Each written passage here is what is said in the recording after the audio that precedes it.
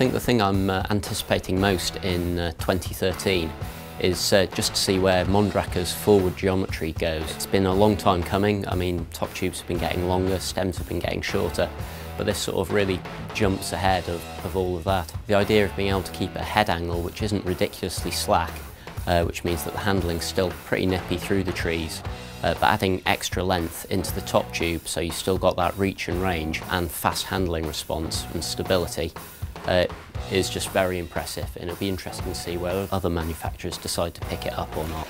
My most anticipated mountain bike product for 2013 is Fox's terrain sensing electronic suspension, which is a technology they haven't even really mentioned or alluded to, but I have a decent clue that they might introduce it next year, mainly because it adapts technology from automobiles into an electronically controlled suspension that truly senses the terrain that you're riding on for instant response.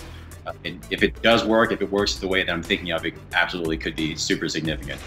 Although SRAM's XX1 1x11 speed drivetrains already out there, hopefully seeing more 11-speed drivetrains come through, because I was lucky enough to get to ride the SRAM one out at Eurobike this year, and it was just, it's superb. I'm a big fan, and less is more when it comes to mountain bikes. We can often get caught up in too much tech or tech for the sake of tech, but whenever you can do away with a chain device on them, you've got essentially a 1x10 drivetrain with just a big old cog at the back as a get out of jail free card, and it just makes a lot more sense. And I think anything that makes enduro bikes and trail bikes more rideable for longer is a good thing.